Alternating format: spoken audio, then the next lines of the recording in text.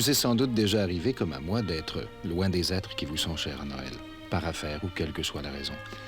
Y a-t-il un temps de l'année où l'absence de ceux qu'on aime semble peser plus lourd qu'à Noël? Je ne crois pas. Même si on sait que la vie est comme ça et qu'il faut bien partir un jour, même si on sait que les enfants ne resteront pas toujours là et nous ferons ce que nous avons fait nous-mêmes à nos propres parents et iront eux aussi vivre leur vie, je crois qu'on ne s'y habitue jamais. De ne pas les avoir là à Noël, c'est encore plus triste. Ce qui est sans doute encore plus triste, c'est de penser à ceux qui nous ont quittés en presque claquant la porte pour se libérer, comme ils disent parfois. Au cours des dernières années, ils sont nombreux et nombreuses, ceux et celles qui sont ainsi partis sans laisser d'adresse, laissant derrière un père, une mère, un frère, une sœur, pour s'arracher un foyer qui les empêchait, disent-ils souvent, de s'épanouir. J'en ai rencontré de ceux et de celles-là. Je les ai écoutés parler de ce qui était pour eux la maison. Loin de moi l'idée de prêcher. Mais vous qui êtes partis à la conquête du monde, qui avez décidé de quitter la maison, vous réalisez selon votre rythme, selon vos goûts. Permettez-moi de vous poser une question. Vous êtes pour la paix, vous êtes pour l'amour. Mais qu'est-ce donc cette fête de Noël, sinon celle de la paix et de l'amour? Et comment peut-on s'aimer loin? Ne trouvez-vous pas que la guerre qui vous a fait quitter ce que vous considériez comme un champ de bataille a assez duré, au nom de votre liberté, vous avez emprisonné derrière vous, dans la solitude et l'inquiétude, des êtres qui ont assez aimé un jour pour faire que vous soyez en vie?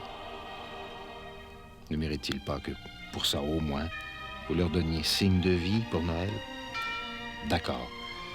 Peut-être que cette année, vous ne pouvez pas être de retour. Mais quelques mots, une carte, un téléphone, pourraient faire que la Noël à la maison serait plus joyeuse. Vous ne pensez pas que ce serait le plus beau cadeau que vous puissiez faire à ceux et celles qui se demandent sans doute à l'instant même comment vous allez passer Noël? Je ne vous dis pas faites-le. Je vous demande simplement d'y penser. Car Noël, ce n'est pas dans les magasins qu'il se trouve. Et les cadeaux dont les gens ont le plus besoin ne se vendent dans aucun magasin du monde. C'est l'amitié, la compréhension, l'entraide et surtout le pardon et l'oubli.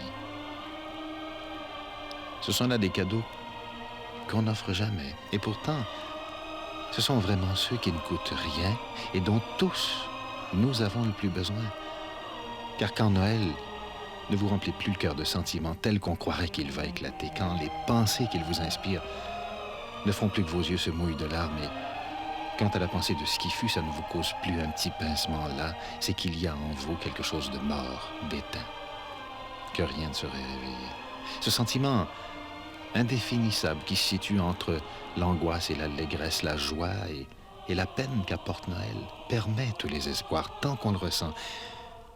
Et ne le ressentons pas aussi en pensant à ceux dont la place autour de la table du réveillon restera vide cette année, l'an prochain et pour toujours.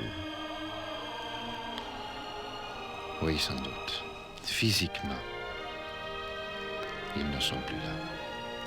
Mais à cause de tout ce que leur présence, leur vie, leur quotidien a déjà apporté de soleil et de joie, de tendresse et d'amour, ils sont quand même avec vous.